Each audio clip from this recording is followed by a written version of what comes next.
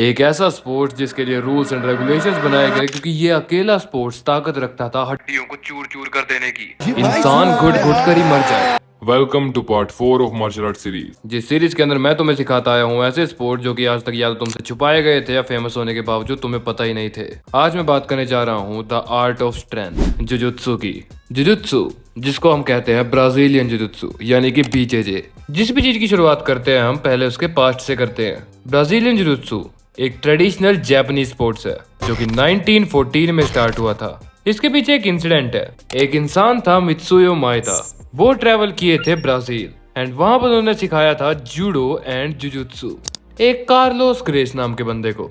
And Carlos ने and उनके brother ने डेवलप किया ब्राजीलियन जुजुत्सु। एंड ये फेमस पता है क्यों हुआ था? अल्टीमेट फाइटिंग चैंपियनशिप के अंदर जो हमारे रॉयल ग्रेस थे उन्होंने सिर्फ ग्रैबिंग की ताकत से बहुत ही सारे ओपोनेंट्स को हरा दिया था। एंड उसकी वजह से लोगों को नोटिस हुआ इस आर्ट स्टाइल के बारे में एंड वहां से शुरुआत हुई ब्राजीलियन जुजुत्सु की। इतने सारे रेगुलेशंस, इतने सारे सेफ्टी मेजर्स। अब मेरी बात सुनो, ये जुजुत्सु वाला पार्ट लंबा होने वाला है सो हम इसको 2 पार्ट्स में डिवाइड करेंगे। आज तुम सीखने वाले हो जुजुत्सु के अटैक्स के बारे में एंड कल तुम सीखोगे जुजुत्सु के डिफेंसेस के बारे में। सो अटैक्स से शुरुआत करते हैं। अटैक्स के बिना कुछ पार्ट है। सबमिशन, इसके अंदर आता है सबसे पहले रेयर नेक चोक। मैं मान ही नहीं सकता तुम इसके बारे में ना बताओ। कहीं ना कहीं ये वाली चीज तो देखी होगी ना। हाँ, इसी हेड को ग्रैब करने को कहते हैं रियर नेक चोक। एंड इतना पावरफुल अटैक होता था कि सांस रोक देता था एंड इसके लिए लोग अलग से ट्रेनिंग किया करते थे जुजुत्सु में।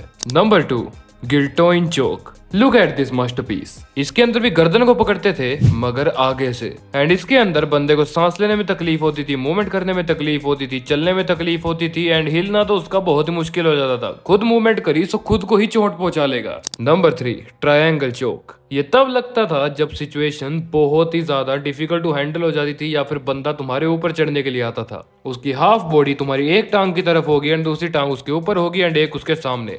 उसका हाथ तुमने पकड़ रखा होगा एंड वहां से बनेगा ट्रायंगल चोक। नंबर 4, आर्म बार चोक। नाम से ही पता लग रहा है कि इसके अंदर तुम आर्म का यूज करोगे, अपनी नहीं सामने वाले की। सामने वाले की बॉडी को तुम्हें कुछ इस तरह से पकड़ लेना है। तुम्हारे हाथ में उसका हाथ होगा एंड इस तरह से होगा कि उसकी गर्दन ही मूव नहीं करेगी एंड उसकी अपर बॉडी भी। एंड लास्ट आता है अमेरिकाना चोक। हाँ, अमेरिकाना चोक। इसके अंदर तुम बंदे की मूवमेंट रिस्ट्रिक्ट कर देते थे कुछ इस तरह से। तुम खुद उसके ऊपर होते थे, उसका हैंड अलग तरीके से पकड़ रखा है, उसके मुंह के ऊपर तुम्हारा हाथ है एंड दूसरे हाथ के साथ या तुमने उसको पकड़ रखा है या उसने तुमको पकड़ रखा है। किसी भी तरह से इंसान के शरीर को मोड़ देना, किसी भी तरह से इंसान के ऊपर हमला करना, कहीं से भी ग्रैब कर देना, कहीं से भी अपनी स्ट्रेंथ दिखाना शुरू कर देना।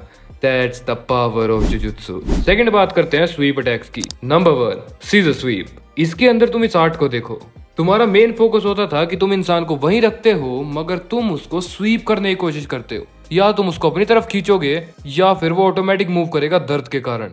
That is scissor sweep. Second आता है फ्लावर स्वीप। इसके अंदर इंसान की पूरी बॉडी तुम्हारे कंट्रोल में होगी। उसका हाथ, उसकी टांग, उसकी अपर बॉडी सब तुम्हारे अंडर होगी एंड उसके बाद तुम उसको उस तरह से पकड़ के रखोगे या तब तक वो हार नहीं मान देता या फिर जब तक टाइम आउट नहीं हो जाता। अब हम बात करते हैं डायरेक्ट टेक डाउन की। देखो, टेक डाउन के बारे में तुम्हें बता दूं, टेक डाउन वो ट्रिक होती थी जिसके अंदर तुम पूरे इंसान को ही पटकने की ट्राई करते थे। एंड इसके अंदर भी आते हैं number 1, double leg take down. तुम्हें नाम से बता रहा है। Look at this. दोनों टांगों को पकड़कर इंसान को ही उठा दिया, पुश किया, वो कहीं मर्जी गिरे, कोई भी पार्ट नीचे लगे, डोंट किया।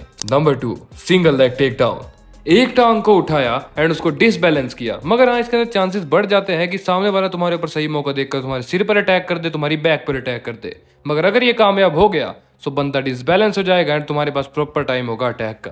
Number 3, body lock. Body lock इस तरह की मूवमेंट होती है जिसके अंदर ना तुम काम कर पाते थे ना तुम्हारे साथ वाला। तुमने अगर एक भी लॉक ओपन करने की कोशिश की सो वहां से वो फ्री हो जाएगा। Look at this. इसको हम कहते हैं बॉडी लॉक। अब लास्ट नंबर 4 आता है हमारा पोजीशन अटैक, जिसके अंदर तुम खुद ही अपनी पूरी पोजीशन ही चेंज कर देते थे सामने वाले को पकड़ने के लिए। जिसके अंदर आता है नंबर 1, माउंट अटैक। माउंट से पता लग रहा है ऊपर चढ़ जाना, यानी तुम बंदे की चेस्ट के ऊपर बैठ जाओगे या फिर तुम उसकी हाफ बॉडी के ऊपर बैठ जाओगे। इस तरह से बैठोगे कि वो बंदा हिल ना पाए मगर इसके अंदर फिर भी चांसेस रहते हैं कि बंदा तुम्हारे ऊपर अटैक कर सकता है। इसी के काउंटर करते हुए आता है बैक कंट्रोल, जिसके अंदर तुम इंसान को पीछे की तरफ से पकड़ोगे, यानी सामने की तरफ से अगर वो मूवमेंट करेगा सो डेफिनेटली तुम उसको नोटिस कर सकते हो एंड चांसेस बहुत कम होते हैं कि तुम इंजर्ड हो, मगर हाँ, तुम उसको रोक कर रखोगे। And last, side control attack. इसके अंदर ना ही बैक ना ही ऊपर, साइड पोजीशन से टारगेट करोगे।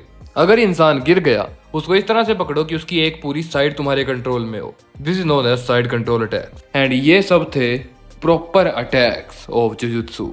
मैं कोई प्रॉपर जुजुत्सु का मार्शल आर्टिस्ट तो नहीं हूँ, सो जितनी मुझे नॉलेज है मैं तुम्हें सिर्फ वो बता सकता हूँ। अगर तुम्हें इसके बारे में और सीखना है तो तुम्हें यूट्यूब पर वीडियोस मिल जाएंगी, तुम आराम से देख सकते हो। ऐसी वीडियोस मिलेंगी तुम्हें सोलो साइके पे। इस पार्ट के अंदर मैंने समझाए थे सारे जुजुत्सु के पास्ट एंड अटैक्स के बारे में। अगली वीडियो में बात करेंगे डायरेक्ट डिफेंसेस एंड काउंटर्स के बारे में। अगली वीडियो का अगर तुम्हें वेट है तो फटाफट से सब्सक्राइब कर लो क्योंकि वो वीडियो भी आने वाली है। अगर तुम्हें किसी और आर्ट स्टाइल के बारे में सीखना है तो इस प्लेलिस्ट को चेक करो एंड जाकर देखो मेरी वीडियोस। इस वीडियो को लाइक करना है या हाइप देनी है तुम्हारी मर्जी। बाकी see you all in next video.